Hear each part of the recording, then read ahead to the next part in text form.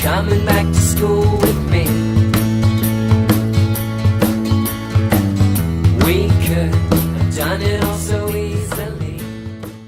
Hi, my name is Craig Thompson Wood. I'm the board game teacher. Thanks for coming to the classroom. On the board game teacher, I like to keep a balance between looking at games and looking at pedagogy. And I've looked at such things as empowering modern learners and the Peel Plan for Success. And today I want to look at the Peel District School Board's math strategy known as Engage Math. This will be a 9-part series in which I look at all 9 elements of the Engage Math strategy and how it relates to board games. So the first part in the Engage Math strategy is called Attitudes to Math. And in the Attitudes to Math, it's talking about just that, the students' attitudes towards math and feeling comfortable with math enough that they can persevere with it when challenged. So a lot of it talks about the growth mindset. Now I've already talked about the growth mindset, and you can find a link to that video down in the comment section below.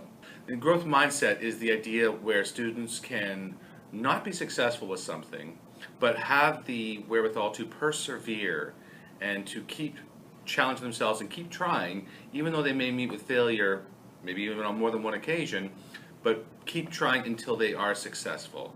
And that is what we're trying to instill in our students, is that you're not always going to get everything right the first time, but don't get discouraged, don't give up on it, keep trying, eventually you will. And I think board games are great for that because we do a lot of different things in the games, and part of the game is accepting the fact that sometimes you're going to lose a game. That's just the nature of it. When students play the games, don't win the games, but they want to keep playing, they're also learning these attitudes of not being successful is something that they want to do, i.e. win, but persevering because they want to play again. And then also through the game they're going to be doing the different math skills and things that are involved in that. And they won't be necessarily successful all the time. I know in some of the games I play with the students, there is times where I ask them a question about something, and maybe a simple addition problem. Okay, you're 19 plus 6. What is that? And maybe they get it wrong. You correct them. Try again, and they think about it, and then they get it correct the next time. And it's that kind of thing, where the math is constantly happening in these games. The math's not always going to be done correctly 100% of the time. So that gives the students the opportunity to develop growth mindset even within the game itself. The second thing that Attitudes to Math talks about is anxiety.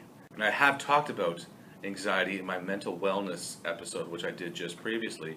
I'll put a link in the comment section below. There's ways in which we can use board games for assessment and use board games to reduce that anxiety, because when you're playing, you're having fun, you're not so worried about the assessment that's happening. Board games can also reduce anxiety just because of the fact that they are helping students to increase and develop their skills. They are helping students then to gain confidence in their skills, and those two things combined will reduce their anxiety. And I know this for a fact because I myself, as I've said many times before on the channel, was a very poor student, particularly my math skills. And it was only through the play of games that my math skills developed and got better, and I consider myself to be fairly good, particularly with my numeracy skills now, because of the play of board games. So there definitely is potential to reduce the anxiety in students through maybe testing and using assessments through board game play, or by just helping them to develop their skills to a level where the skills are better and they're more confident, and therefore reduce their anxiety through that. So one thing I'll be doing as well is I'll be looking at some top games to look at for different math strands to accompany these videos.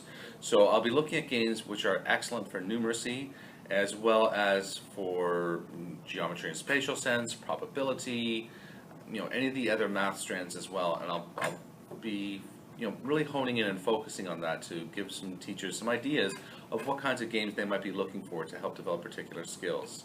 If you have any specific questions about the needs of your class and your students, then please feel free to email me at craig@theboardgameteacher.com, or leave me a message in the comment section below. I do love to hear from the viewers, and I will do my absolute best to make sure that I answer your questions.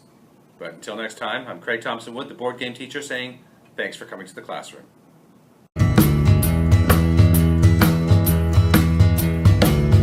Are you coming back to school?